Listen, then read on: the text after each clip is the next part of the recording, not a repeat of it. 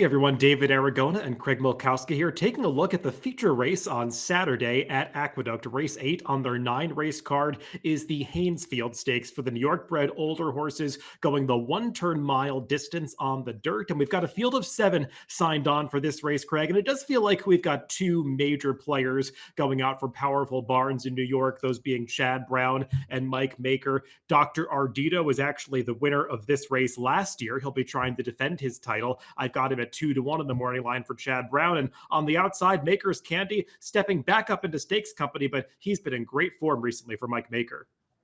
Yeah, great form for sure. And I imagine this wasn't the easiest morning line to make, but personally, I think you nailed it because that's kind of how I viewed the race as well.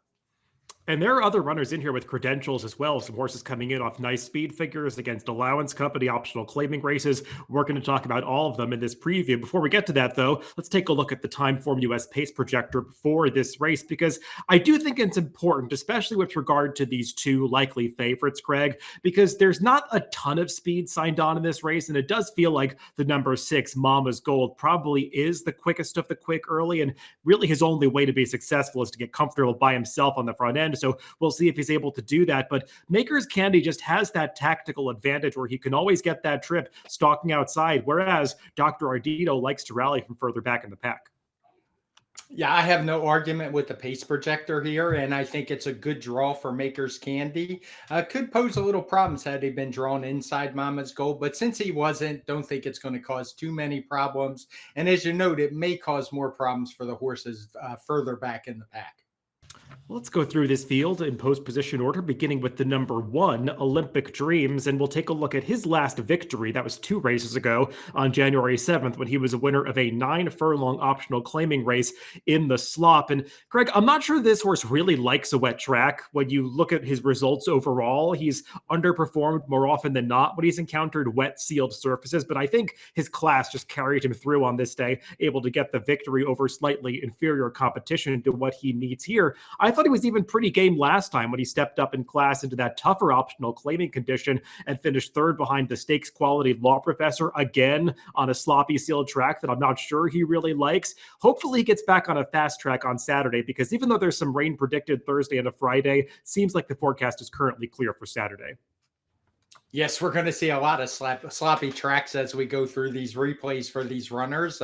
Had a lot of them in New York lately, but he's clearly in good form. I do wonder a little bit about the cut back to a mile from a 1.125 miles. He's been campaigning at longer distances for a while now, but he does have good tactical speed. I don't think the inside post position will cause any issues.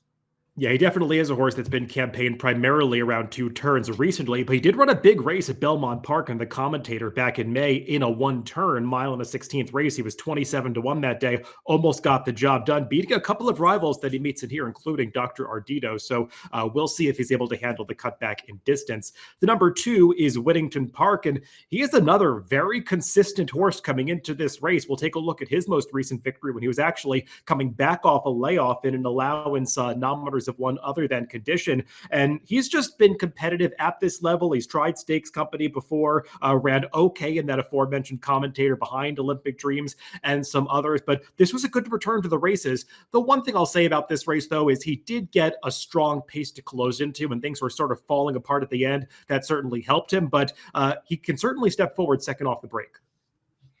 Yeah, he's definitely been in good form. I did like his return from the layoff. He's one of those horses I was referring to in the beginning, who's probably going to be more towards the back of the pack. And I wonder how much pace there's going to be for him, but I do expect him to run well.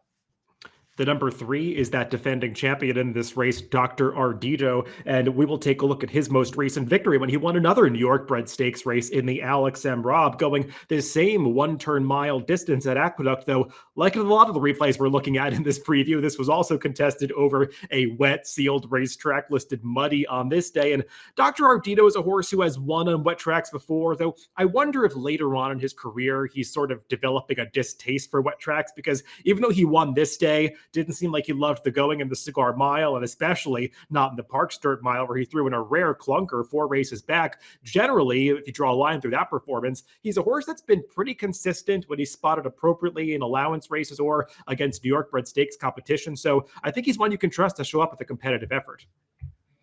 Yeah, he was a little bit of a tough read for me. As you know, he ran okay on the muddy track last time, but the speed figure did decline pretty noticeably despite him winning the race.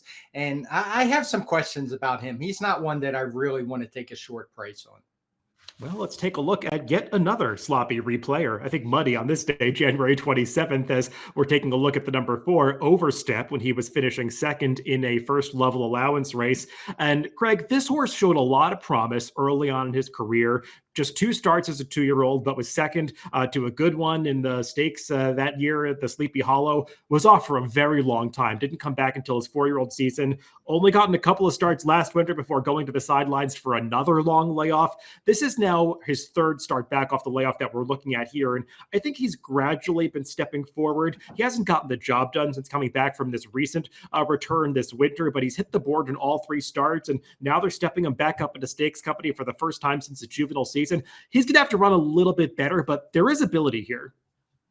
There is definitely some ability, and I think it's a great sign that he's actually making his 4th start off that long layoff.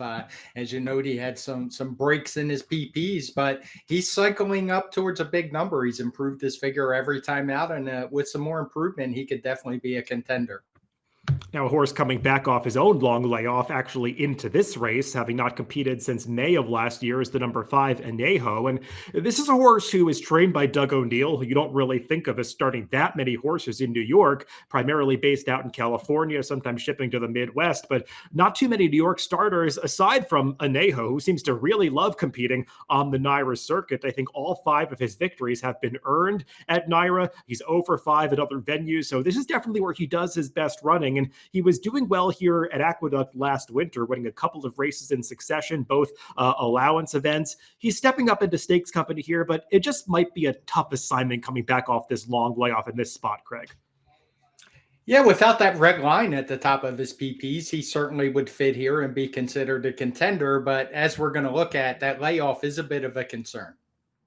Yeah, and you found a stat for trainer Doug O'Neill that suggests that maybe this horse could need a start. Doug O'Neill does have decent layoff numbers overall, but you segmented it particularly into route races off layoffs of 6 months or more, and he's over 23 over the past 5 years. I looked this up myself, just 3 horses hitting the board in that sample, so probably a sign that this horse could need a race.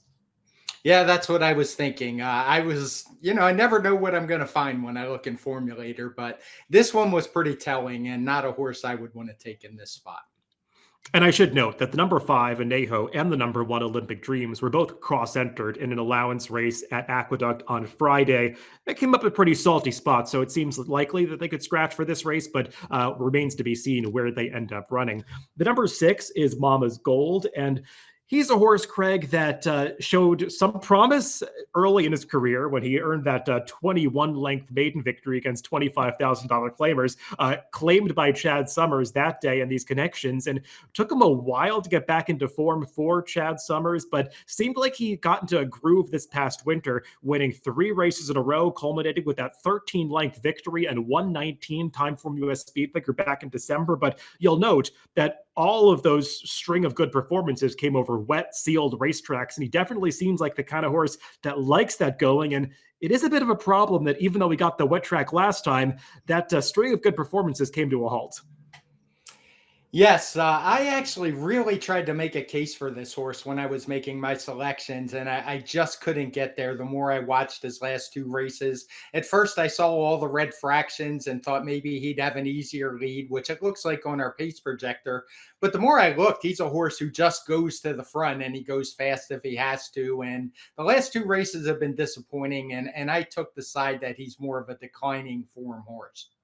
You have to wonder if he really just classes up against this field, though he does figure to be the early leader with likely the number 7, Maker's Candy, sitting right off him. And we'll take a look at Maker's Candy's last race when he was winning his 3rd in a row, moving right up the allowance ladder, beat New York bred N2X rivals 3 back, then first level allowance condition horses 2 back, and in this race, winning the N2X condition against Open Company. And you could see this horse is really game because that number 7, Bold Endeavor, is taking a big shot at him in the late late stages, and Maker's Candy just digs in and refuses to let that horse go by as they come onto the wire. We've seen him do this twice in a row where he gets challenged in mid-stretch and just digs in and shows that grit to win the race coming onto the wire. That's a likable quality to have, Craig, but he is stepping back up into stakes company here, and he's been running all of his good races recently with Lasix. Are you at all concerned that coming off Lasix could be a problem for this horse?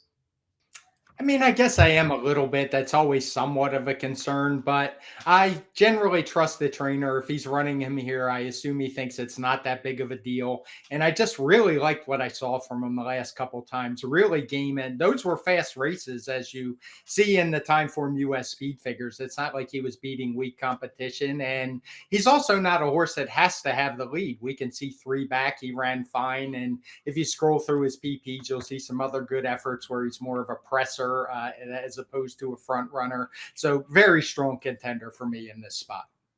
Yeah, he did win the Mike Lee back early in his career as a 3-year-old without LASIK, so I think there is some evidence that he'll be just fine coming up into this stake spot. Interesting, though, Craig, as we throw up our picks for this race, as you're deciding between these two short prices, Dr. Ardido and Maker's Candy, Manny Franco, he is the regular rider of both horses, and kind of interesting he lands on Dr. Ardido getting off Maker's Candy in this race. Maybe that's just loyalty to Chad Brown, but something that did cross my mind when I was handicapping this race, I've got Dr. Ardido in there, but I did go to the number 1 Olympic Dreams as my top pick. I just think this horse has not been loving the wet seal tracks that he's been catching in recent starts, and I'm hoping the track comes up fast on Saturday if they indeed choose to go to this race instead of that Friday allowance race. I just think he fits this spot really well, and he's likely to be the right kind of price going out for lower profile connections.